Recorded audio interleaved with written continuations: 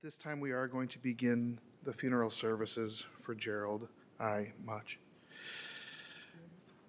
From Psalm 15, Adonai, God, who may abide in your house, who may dwell in your holy mountain, those who are upright, who do justly, who speak the truth within their hearts, who do not slander others or wrong them or bring shame upon them, who scorn the lawless but honor those who revere God, who give their word and come what may do not retract, who do not exploit others, who do not take bribes. Those who live in this way shall never be shaken. I would invite everyone to join together in the 23rd Psalm. The words are in the service folder that you have on the left side on the inside. Please feel free to join with me. The Lord is my shepherd, I shall not want. He maketh me to lie down in green pastures. He leadeth me beside the still waters. He restoreth my soul. He leadeth me in the paths of righteousness for his name's sake. Yea, though I walk through the valley of the shadow of death, I will fear no evil, for thou art with me. Thy rod and thy staff, they comfort me. Thou preparest a table before me in the presence of mine enemies. Thou anointest my head with oil, my cup runneth over. Surely goodness and mercy shall follow me all the days of my life, and I will dwell in the house of the Lord forever. From Ecclesiastes, for everything there is a season, a time for every experience under heaven, a time to be born and a time to die, a time to plant and a time to uproot what is planted, a time to tear down and a time to build up, a time to weep and a time to laugh, a time to grieve and a time to dance, a time to throw stones and a time to gather stones, a time to embrace and a time to refrain from embracing, a time to seek and a time to lose, a time to keep and a time to discard, a time to tear and a time to sow, a time to keep silent and a time to speak. And at this time, we would invite members of the family to come forward and offer some of their thoughts and their memories, their reflections on Jerald. We'll first call up son Andy, followed by Rachel, Ethan, and Hannah, and then we'll conclude with Elizabeth. Please.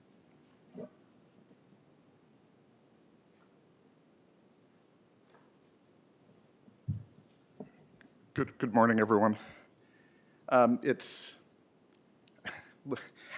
feel as though I need to stay on script today, or else I'm not going to make it through this. But I do want to say that I encourage each of you to multitask or to pay limited attention, because that's certainly my dad's style. That's what else can I say? So do what makes you feel comfortable, as he would have done. As he announced, I'm Andy. I'm Jerry's eldest child. I'm here with my wife Karen and my wonderful children, Rachel, Ethan, and Hannah, and Rachel's fiance Joe, who is a member of our family already. We're also deeply saddened by my father's passing, but are equally touched to have each and every one of you here today. As all of you know, my dad was an unconventional man, and often perceived the rules of the game just a bit differently than the others around him. This wasn't always such a good thing. As a child, he thought he had cat-like leaping abilities and blew out his knee jumping from a second-story window of his apartment. Also, in his early teenage years, his parents, against their better judgment, allowed him and his younger brother Maury to take a solo trip to Havana, Cuba. The ensuing stories really aren't suitable for this eulogy, but in part did involve water glasses filled with Cuban rum. And understand, he was probably 13 and Maury was about 10. Following college, my dad followed an unconventional path in real estate. Unlike some of his peers of the time who pursued flashy downtown real estate investments, his path took him to focus on land acquisitions. It seemed as though he knew the owner of every lot in the city, which really isn't hyperbole. One thing led to another. He eventually started leasing lots to billboard sign companies, which led to his participating in this new emerging technology called cell phones. And he became so good at this, he became one of the primary site locators for AT&T, Sprint, T-Mobile, and others. Nonetheless, despite his business successes, he always maintained a small and modest office just a mile or so from his home. In 1968, our family moved to Lincolnwood into what was then a radically modern house that he helped build, and which he resided in for his entire life. However, he never gave up doing business in his beloved South Side, including continued ownership of a building built by his own father over 80 years ago. My dad was an equally unconventional father. When my brother Ross and I misbehaved, we weren't put on timeout, but we were jokingly placed on the shelf of a closet, with a pillow.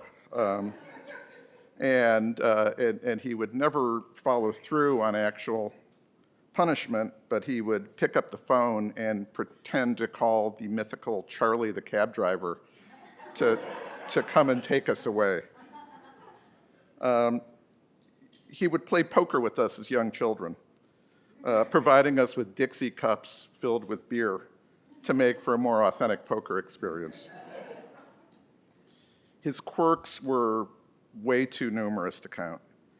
He had an inexplicable and questionable allergy to mustard, which we still don't believe ever really was an allergy.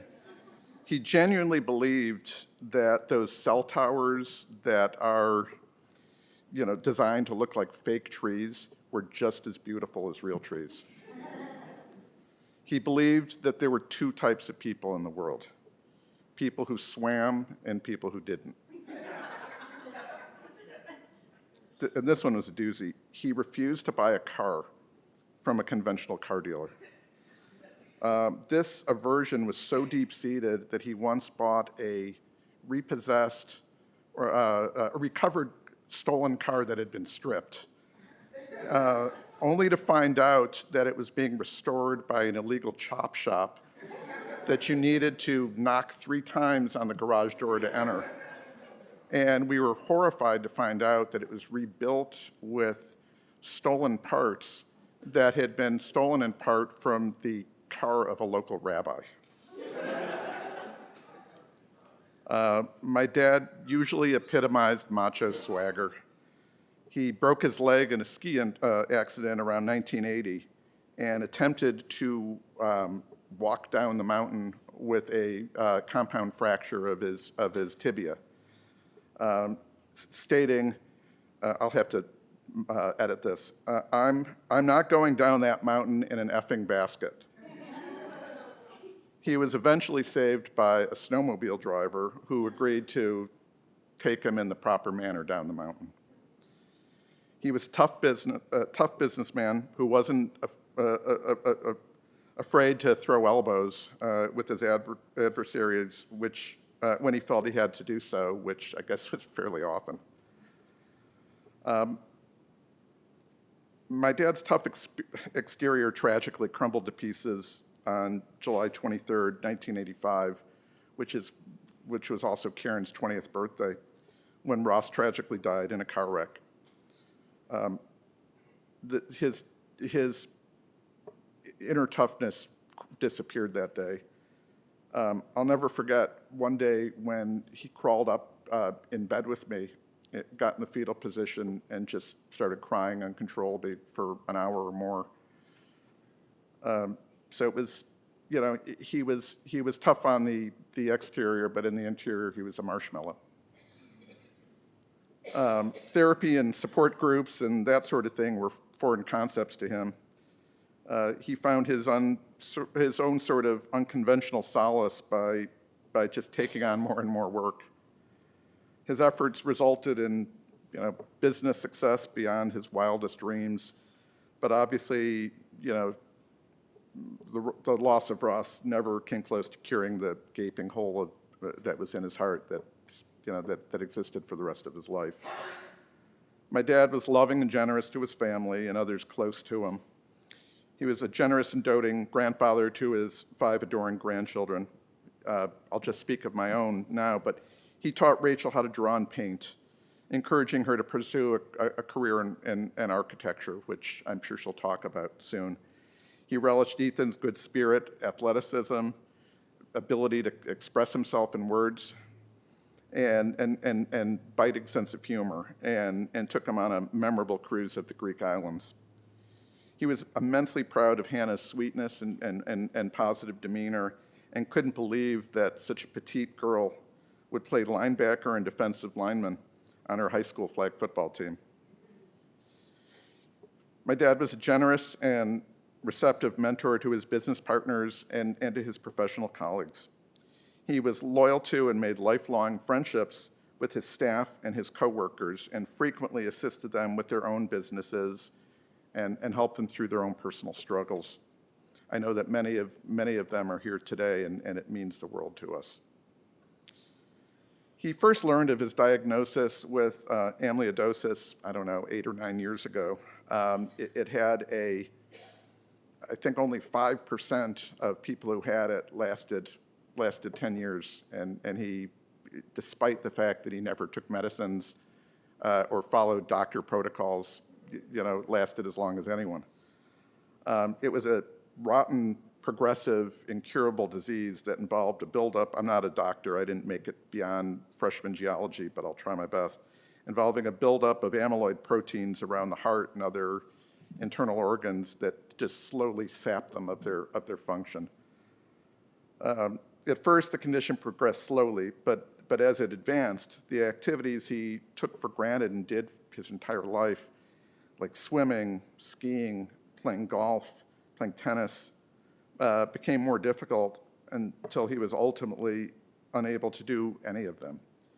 In recent days, he lost the ability to walk or stand up, and his ability to speak became clearly impaired. But somehow he was still able to run his business from the kitchen table until literally just a couple of days before his death, which is, I can't even imagine. I've truly relished the blessings of being the child of a larger-than-life figure like my dad. I cannot try to be like him because, as you know, there can only be one Jer in this world. He was and will always remain my hero despite all of his quirks and imperfections, and there were many. There will never be another person like him, and his spirit and unique nature will be dearly missed by all of you and all the other people his life has touched. So thank you. And I guess Rachel.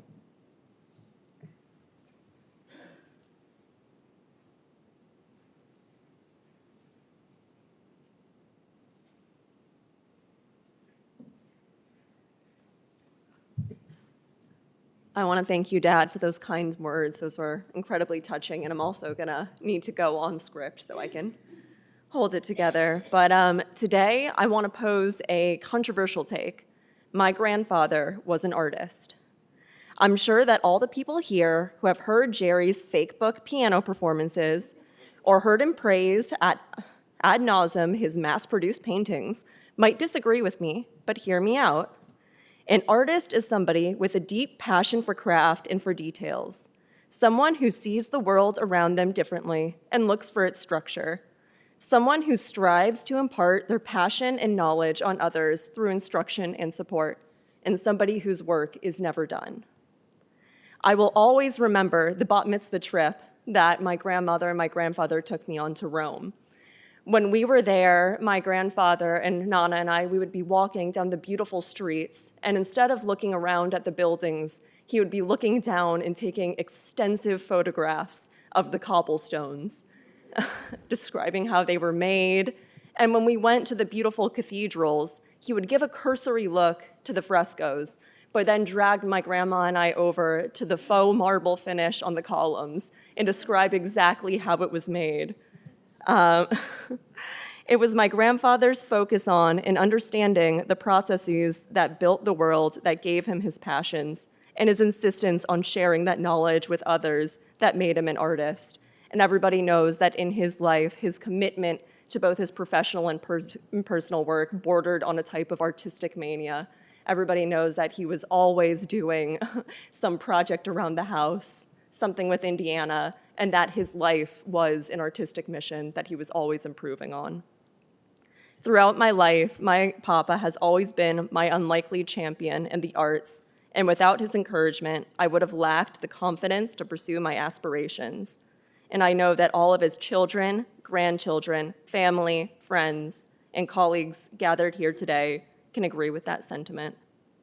My papa's artistic impact will be felt long after today, not only in the development projects and tree-disguised telephone poles that he leaves behind in the city, but also in the relationships that he has created with everybody here and the work that he has empowered everybody here to do and undertake. I miss you, Papa, and I will be thinking of him in Joe and I's wedding to come and every day that we continue our work. Thank you.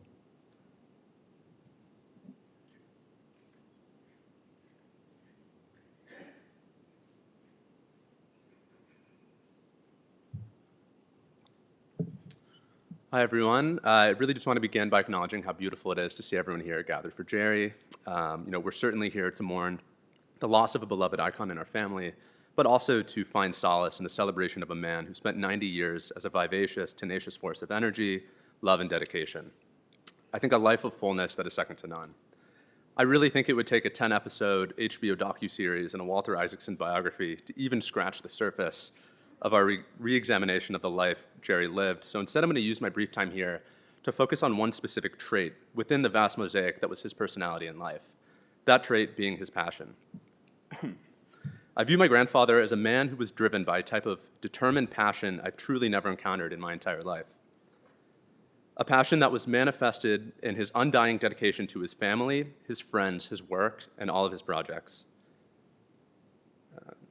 It always blew me away how Jerry's passion visibly served as the underlying catalyst for every possible endeavor he took on. As his grandson, it was an honor to see his passion shine through in his unwavering commitment to being a source of encouragement and joy to me and my siblings. Whether he was eagerly swimming laps with me, proudly making us his famous pancakes, absolutely decking me out with enough $20 Bijou Turner watches to equip a small army, reinforcing orange slice gummies status as a real fruit, or really just constantly encouraging us to strive for excellence, his energy was always on full display in his dedication to his family and his grandkids. But as I mentioned earlier, his passion didn't just manifest in his dedication to friends and family. It was present in everything he did. Looking back, I will cherish the memories of the phone calls I would make to my grandparents to check in that would inevitably involve into a 25-minute deep dive on anything from the nuances of drywalling techniques to the ever-going enhancements to the screened-in porch in Indiana. I would be locked in and loaded to respond to his occasional "ya follow," interspersed within his monologues. And honestly, I really loved and appreciated every second of those conversations. And here's why. As much as I was interested in some of these topics, as the drywalling enthusiast that I am, I was more so enamored with the incredible display of enthusiasm that never ceased to impress me. Regardless of discussing a pressing, urgent matter, or even the most mundane topic, his passion captivated me every time. So, as we gather here today to pay our respects to Jerry, let us celebrate the undying energy and passion with which he cared for his family, friends, built an enduring business, mentored and uplifted the people around him, and most importantly, lived every moment to the fullest. It's our job now to carry the torch and honor Jerry by leading our lives with the vivacious, infectious passion and dedication that he exemplified. Thanks.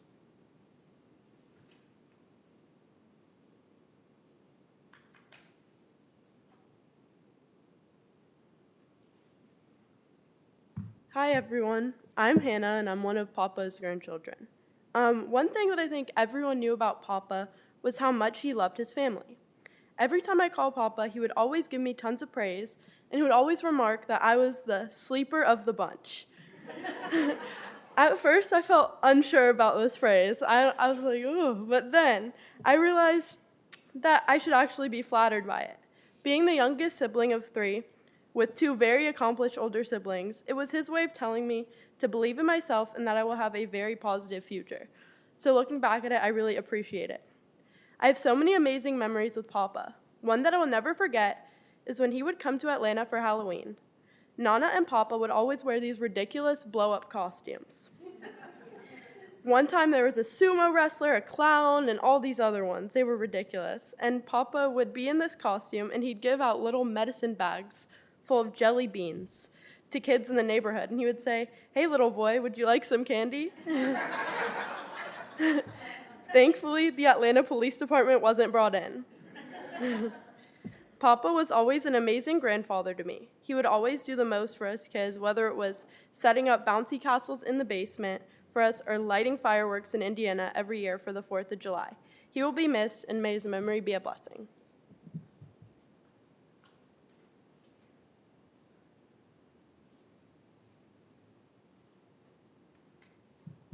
I'm sitting in the front row with the family because I feel like I'm part of the family because I've always been treated like that by my uncle. I am Elizabeth Much. I am the Maury's eldest daughter. And from the moment I was born, my uncle has been incredible to me. He was always interested, always engaging. No one's better with children than Jerry. Andy and Karen, when you called me Thursday morning to tell me, I went into the kitchen to make my dog food because, well, I had to get ready to leave. I put a 10-pound bag, which it's like oatmeal, because this is, of course, all natural, how I treat my dogs. And I turned around, and the bag went, boom, onto the floor. 10 pounds of dog food. And I thought, Uncle Jerry, you're here. I know it's you. And okay, that was a lot, but I could handle cleaning it up. My first memories of my uncle was at my Grandma Helen and my Grandpa Sam's Passover. It was a marathon service, and the Manischewitz was flowing freely.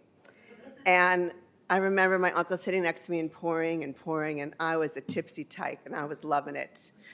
And I remember waking up the next morning, and I'd wet my bed. I was probably 4 or 5 years old. But I thought, you know what? I'm not going to drink. When I was little, that was not good. But Uncle Jerry always made things fun. My childhood was highlighted by great experiences with him. The trips to Buffalo's for ice cream in his convertible, where we would sit on the top of the back seat. Somehow we survived that. And I was invited on family ski trips. I don't know how I made it to that invite, but it started with Devil's Head, progressed to Winter Park, where we all shared one room, all 6 of us. There was a screw-up at the reservation. And I think it was the year that Jerry threw a snowball at you, Karen, for crying. You wanted your Bosco in the middle of the night. And I remember at that time, Intimate was a popular fragrance, and someone had lotion and wanted the Intimate. And Jerry said, "Who can get Intimate here with all of you kids in this room?" We progressed to Deer Valley, and of course, there were 2 trips to Switzerland after Ross died that I will never forget, that were so much fun. So I just want to say, my life, it's an end of an era to have him gone, and I felt very supported by him in the years of my father's decline, which has been about 10 years, and he's always been there for me and for my family, and I will miss him sorely. Thank you.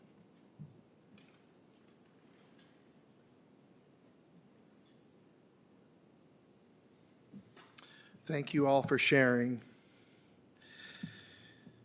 This is a little reading from Rabbi Alvin Fine.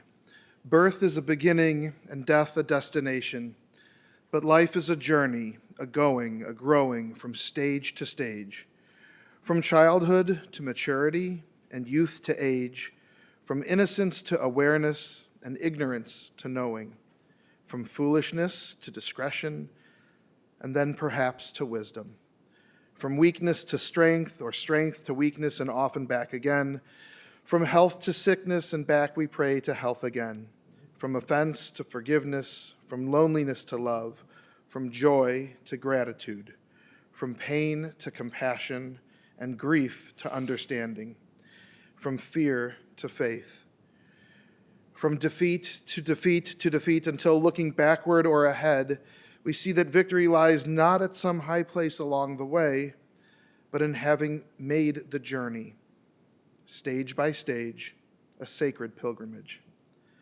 Birth is a beginning and death a destination, but life is a journey, a sacred pilgrimage, made stage by stage, from birth to death to life everlasting. I'll invite everyone to just pause for a moment of private, silent reflection.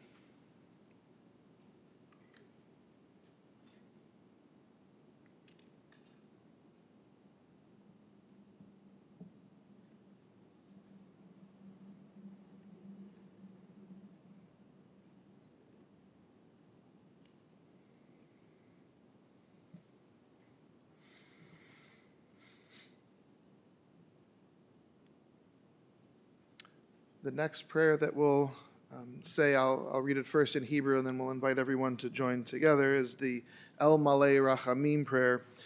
It's a memorial prayer, and this is a prayer that's different every single time we recite it and we say it together, because we include the person's name. And no two people are the same, no two people's stories are the same, and certainly he had a very unique and colorful and exciting and adventurous story. So when we say this prayer together, this is for him, and this isn't for anyone else. And at this time, I would invite everyone to please rise, if you're able, to stand together with the family for the El Malei Rachamim. El Malei Rachamim, Shochein Bamromim, Hamtzei Menucha Nechona Tachat Kanfei Hashchina, Im Kedoshim Utohorim, Kezohar Harakia Mazhirim, Et Nishmat Jerald I Much. Shehalach le'olamo. Baal harachamim yastirehu b'seter kanafav le'olamim, v'yitzror b'yitzror hachaim et nishmato. Adonai hu nachlato, v'yanuach b'shalom al mishkavo v'nomar. Amen. And we'll invite everyone to join together at the bottom left of the service folder. O God, full of compassion, thou who dwellest on high, grant perfect rest beneath the sheltering wings of thy presence, among the holy and pure who shine as the brightness of the firmament, unto the soul of Jerald I Much, who has gone unto eternity. Lord of mercy, bring him under the cover of thy wings, and let his soul be bound up in the bond of eternal life. Be God's possession, and may his repose be peace. Amen. You may be seated.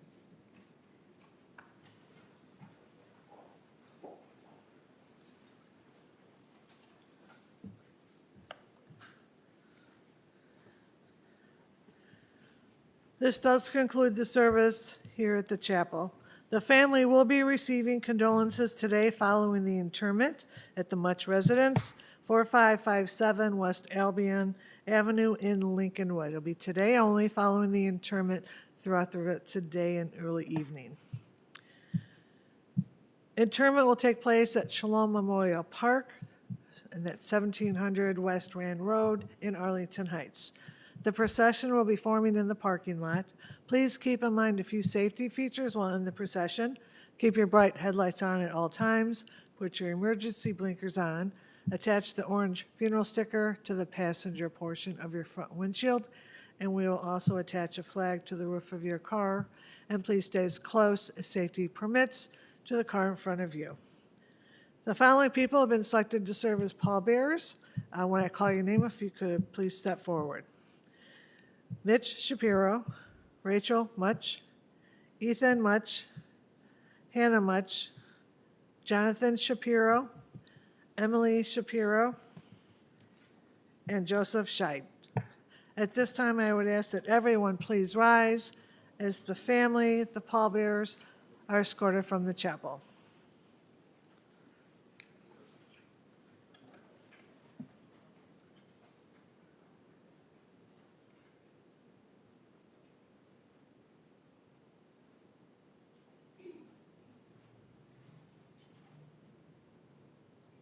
Pallbearers,